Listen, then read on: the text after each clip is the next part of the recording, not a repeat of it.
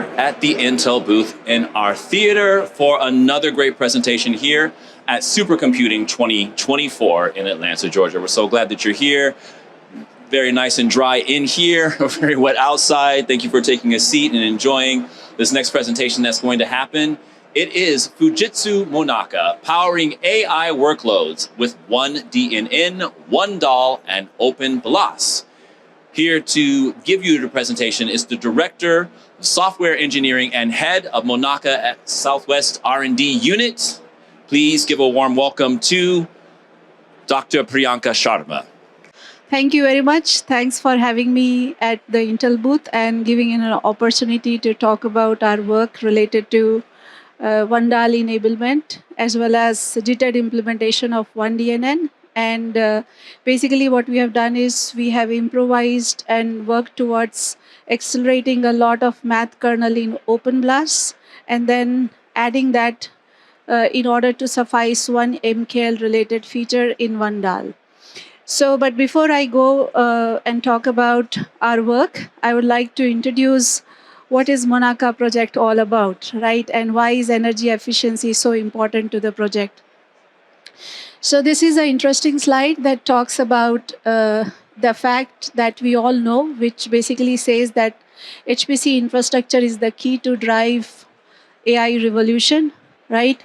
And right from 2015, the kind of phenomenal change that we have seen in AI has led to a large number of increase in the number of data centers that we have worldwide, and thereby increasing the number of CO2 emissions, right?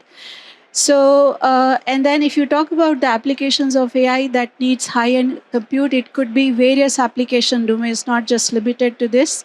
Here I've just tried to list some of them that are really compute intensive, and that belongs to the areas like drug discovery and pharmaceuticals, energy, renewable energy, then banking, finance, and investing, engineering, and manufacturing.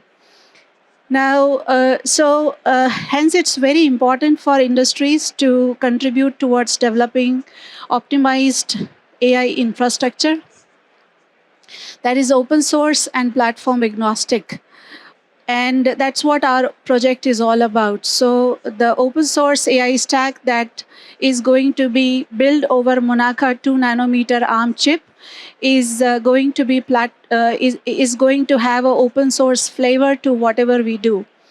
And open source AI stack basically enables trust and transparency, collaboration and innovation, whereby giving developer ecosystem an ability to contribute towards building new features, with a software that is hardware agnostic.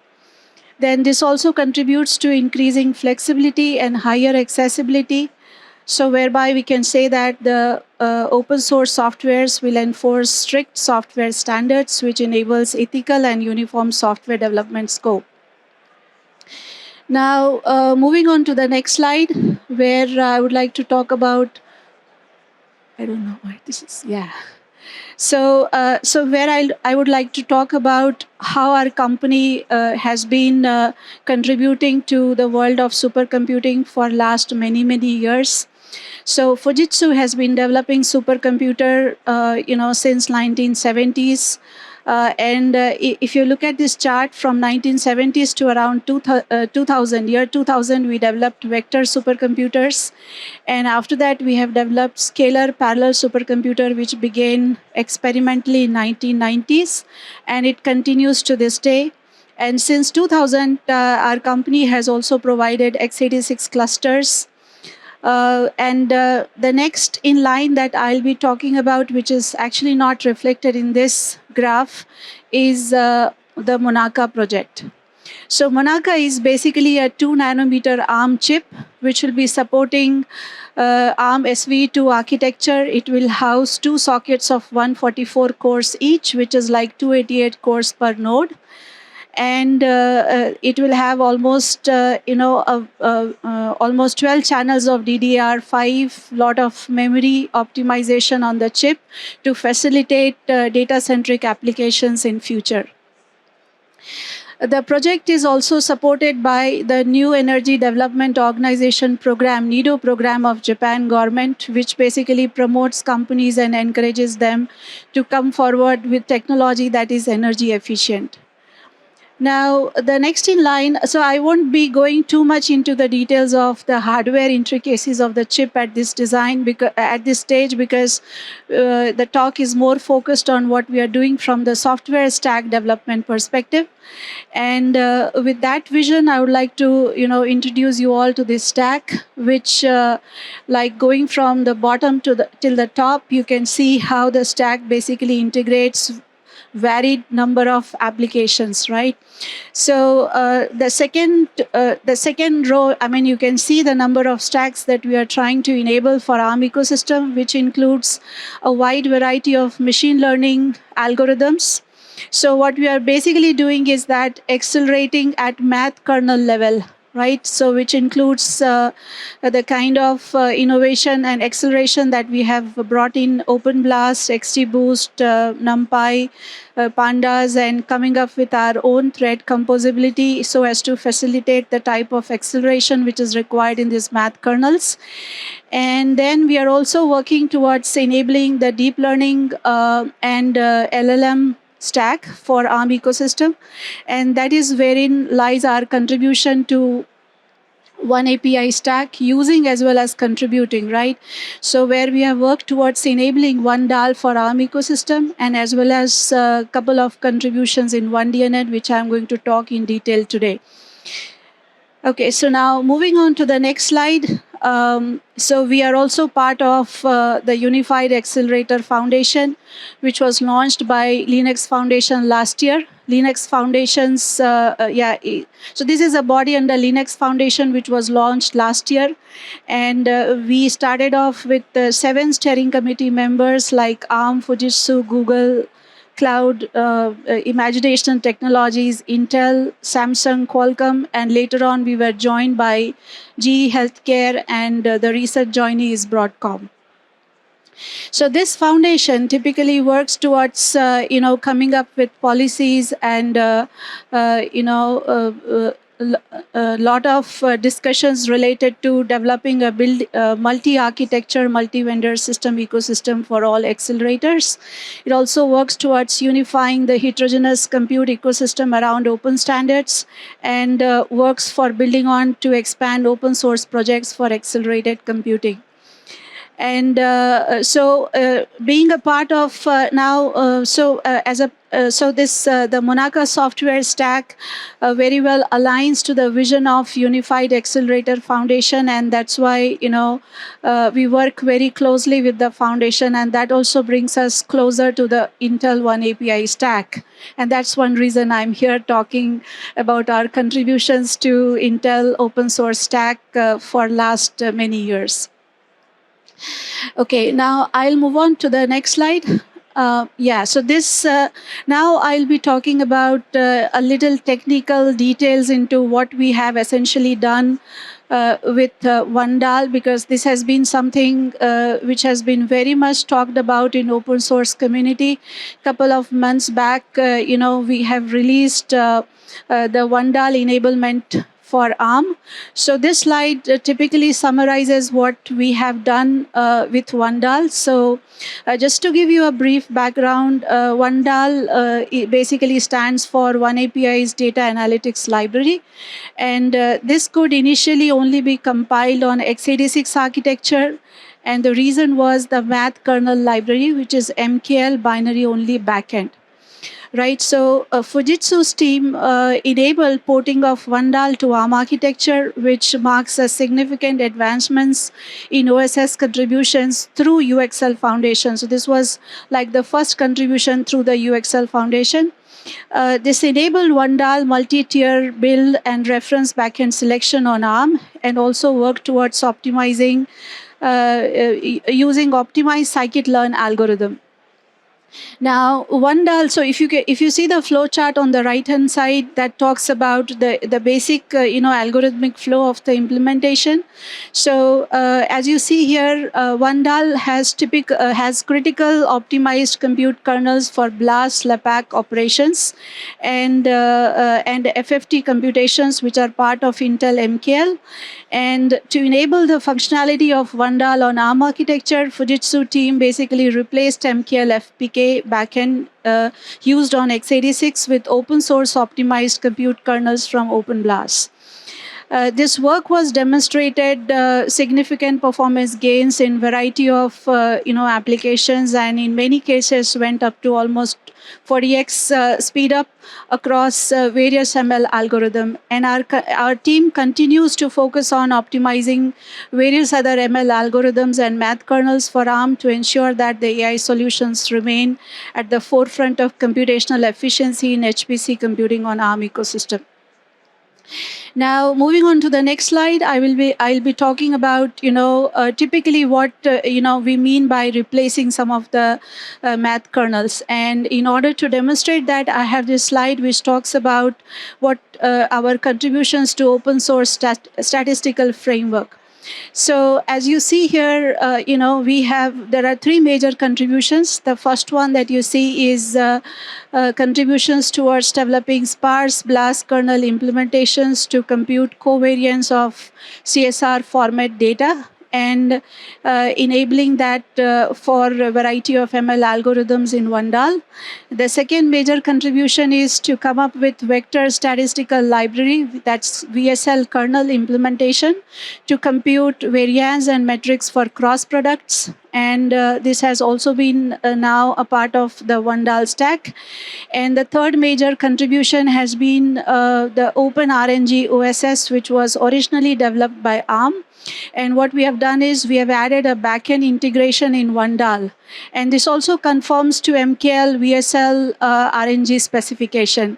And we had a detail, like if you want to know a detail into what we have done as far as this is concerned, we had a presentation by our developers, Dhanush and Rakshit, as a part of the UXL Dev Summit recently. The video is already online, so you can go and take a look at it.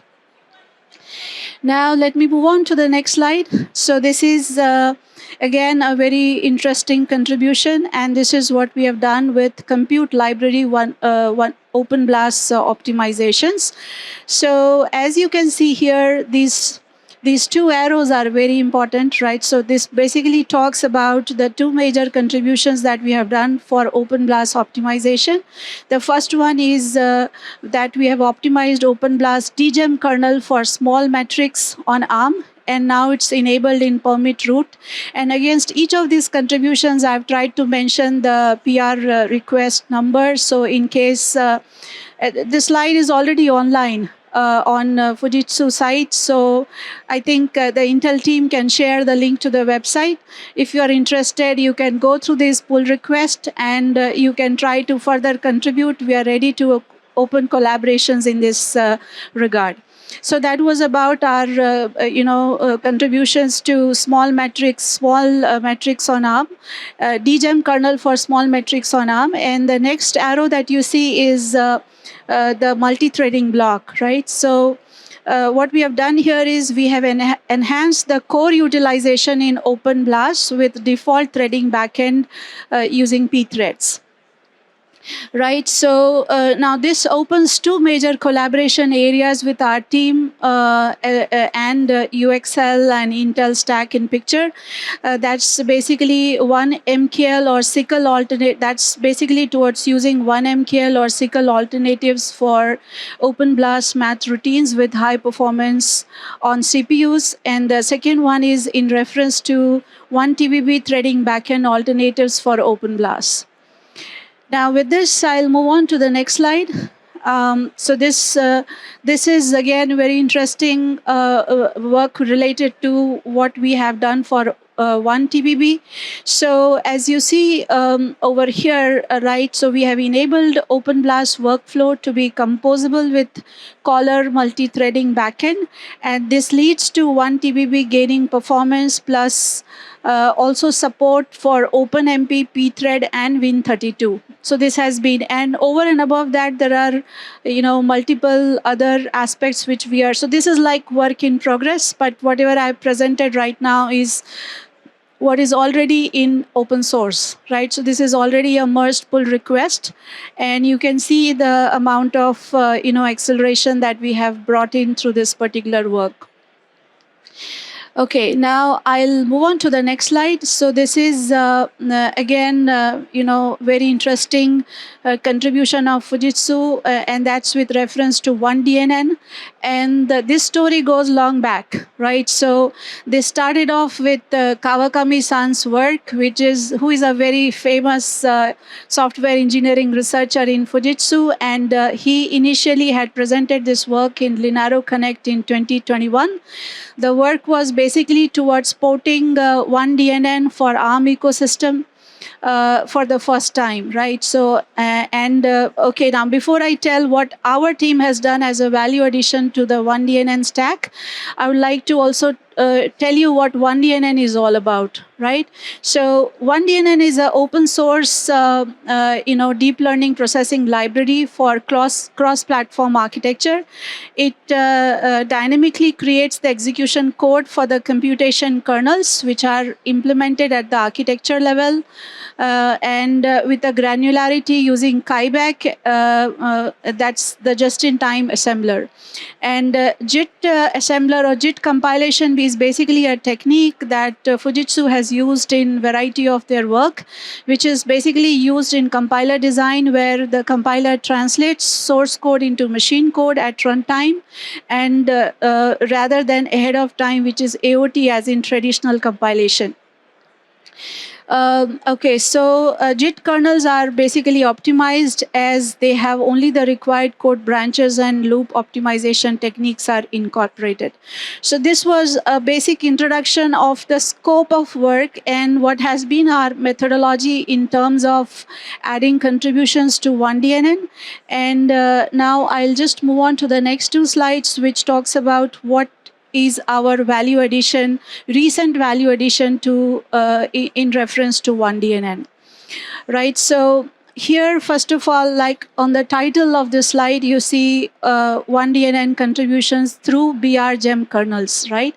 So just to give you a brief, BRGEM is one of the latest and advanced matrix multiplication kernel. It stands for batch reduced general matrix multiplication, and the main USP of BRGEM is that it reduces complete matrix to small matrix, and this uses broadcasting of input matrix and have fused multiply add instructions, which help to improve both time and space complexity. Right. So what our team has done is, again,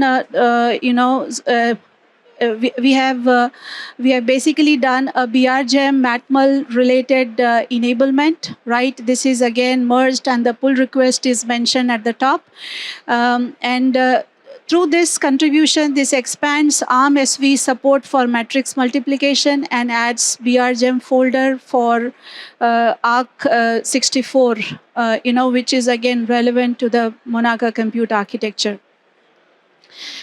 Okay, so in totality, if you see, the focus is more on adding architecture specific, I won't say architecture specific, but on coming up with some contributions related to optimizing the math kernels, like what I said initially, and then adding on the support to ARM architecture in oneDLN and oneDAL. Okay, now this is the next contribution that we have done to oneDAL, and that's like improvisations into softmax kernel.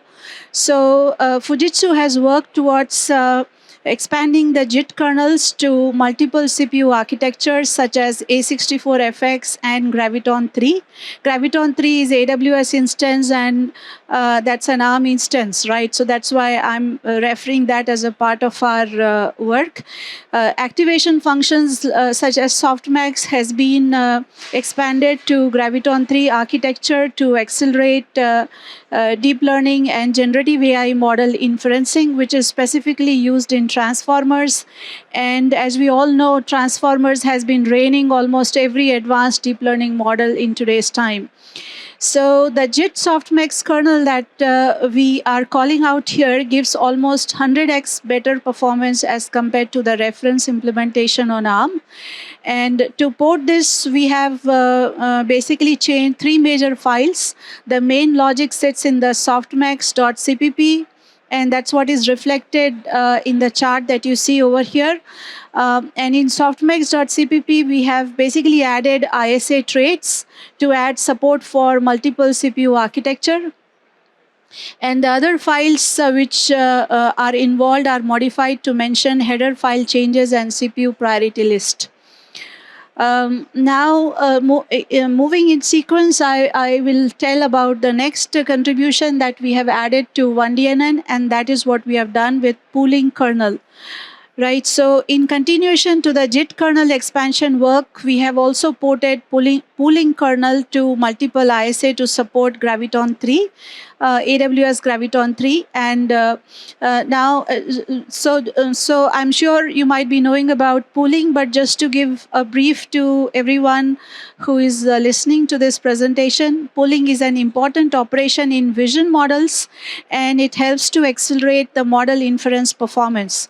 So JIT pooling kernel, basically the JIT pooling kernel is our improvisation into oneDNN.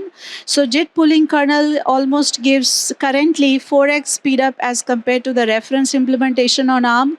And to port this again, we made changes in three major files, as you see on the left-hand side of the screen.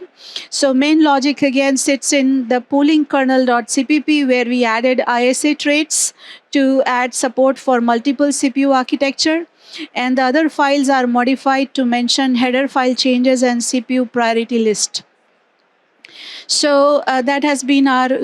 So this majorly summarizes the contributions that we have done to oneDAL and to oneDNN. And if you like, if I just give a quick summary for oneDAL, it has been more of math kernel related improvisations, and for oneDNN, it's more of JITed implementations so as to support some of the operator level functionality that builds deep neural network, which includes the pooling kernel, the softmax kernel, and the BRGEM kernel, and various other kernels in sequence. So this is like an ongoing work. There are many things to be still done. So we are ready to offer if anybody wants to contribute to this development. And most of these pull requests which I have referred is already merged in OSS community, so you can take on from there onwards and start collaborating with our team.